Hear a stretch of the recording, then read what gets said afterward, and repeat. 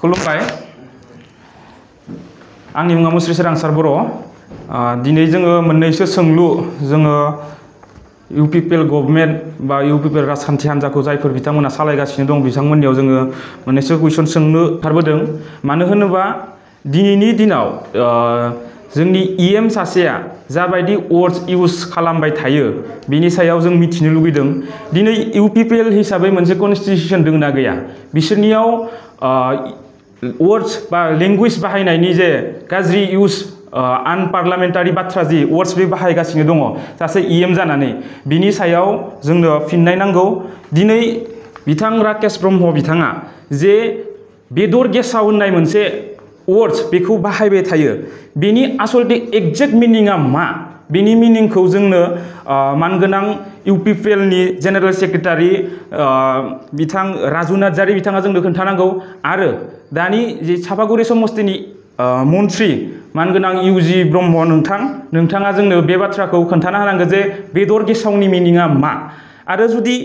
बे मिनिंआ जुदि आनपार्लामेन्टारिब्ला बेखौ इउज खालामनायखौ नोंथांमोना मानो बन्द खालामनो हायाखै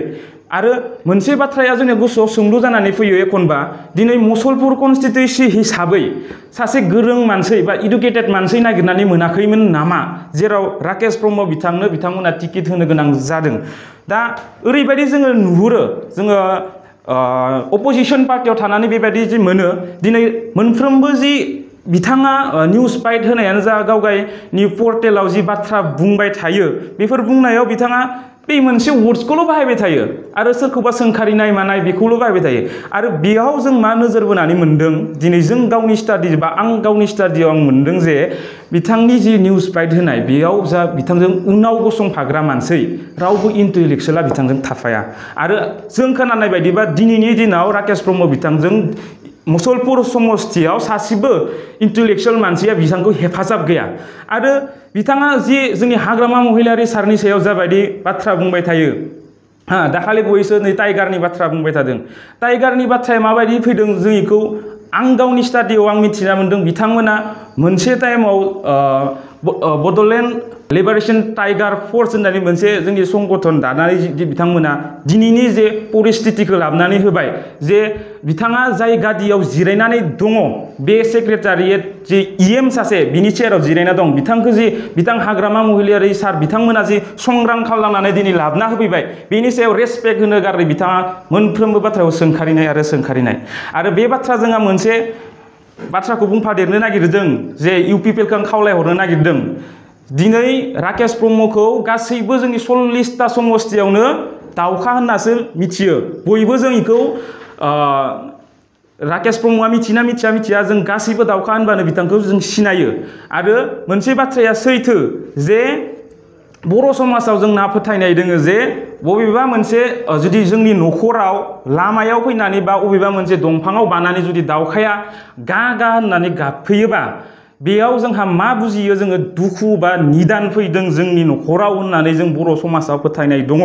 थिग बेबायदिनो राकेश ब्रह्मआ जे दिनै होख्रावगासिनो दङ बेले मा बुंगासिनो सोंखारिगासिनो दङ दिनै आं बेयाव बुंगोन जे इउपिपिएलनि निदान फैदों दिनै बेनिखायनो इउपिपिएलआ सांग्रां जानानै थानाया मोजां दिनै राकेश ब्रह्म बा फेरेंगा बायदि मानसिनि थाखाय गाज्रि वर्ड्स बाहायनायनि थाखाय दिनै जोंनि इयं जेनेरेशना दिनै इउपिपिएलनि सायाव फोथायनाय गोब्राब जानानै फैदों दिनै इएम सासेनि जि चेयारनि मर्यादा बेखौनो लाखिला गोसोबायदि बेरायो गोसोबायदि बिथांमोना वर्ड्स बाहायनानै रायजो राजाफोरनि सिगाङाव बुङो स' बेफोरखौ लानानै रायजोफोरा बिराद दुखु मोनदों आरो नेक्स्ट बाराव जि राकेश ब्रह्मआ मुसलपुर कन्स्टिटिउसनाव बिथाङा देरहाला बेयो खाटां जाबाय बिथांनियाव कनफिडेन्स गैला दिनै बिथांनाव जुदि गमामायैनो जुदि कनफिडेन्स दंमोन बा गावगाय देरहागोन होननानै बिथाङा मानो रायजोफोरखौ लेंहरनानै बा मानसिखौ लेंहरनानै गिता दांहोनानै थाइसे थाइनै फैसा हरनानै बिथाङा मानो ब्लेकमेलिं खालामनायनि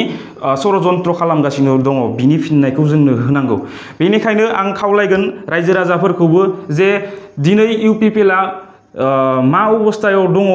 रायजोफोरा मिथिखाबाय बिनि सायाव कुनु साननो लागा बाथ्रा गैला दिनै जुदि जों मुसलपुर समस्तिखौ हिसाबै जों जुदि बुंनो थाङोबा राकेशआ जे गावनि फुल माने सेन्टिमेन्टजों लानानै खामानि मावदों होननानै बिथाङा जोंनि सिगाङाव बुंबाय थायो मोनफ्रोमबो निउस मिडियायाव गाबख्रथिंबाय थायो किन्तु गमामायै बिथांनि जुदि साननायाव सेन्टिमेन्ट दंबा बिथाङा जे टाउन कमिटि मुसलपुर टाउन कमिटिनि जे चेयारमेन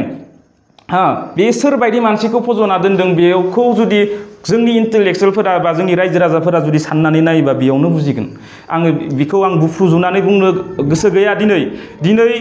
राकेशआ मा मावदों मावाखै जों बेखौ गोसोबा बुफ्रुजुबना होनो हायो दिनै मुसलपुर टाउननिनो बेलगुरिनि जि इउरिनेलनि खामानि मावदोंमोन बेनि कन्डिसना मा जानानै दं बेखौ मिथिगौ राभा सुपायाव स्लाइड आबाद मावदों बेनि सायाव मा मावनानै दोनदों दा बेफोरनि सायाव जों बुंनो लागाबा बुहुद दङ दिनै जों बुंनो गोसो गैया जोङो रावखौबो दिनै सोंखारिनो होननानै ओंखारबोआखै खालि बेखौल' खावलायनो फैदों जे जोंनो बे बेदर गेसाव मिनिंखौ जोंनो नांगौ जोंनो मानगोनां प्रमद बर' साराबो होनांगोन आरो नेहाथारि जोंनो राजु नार्जारि बिथाङाबो होनांगोन बिनि सायाव दिनै जोङो बेखिनिखौनो बुंनानै दिनैनि जि प्रेस मिट बेखौनो फोजोबनाय जाबाय गोजोन्थों।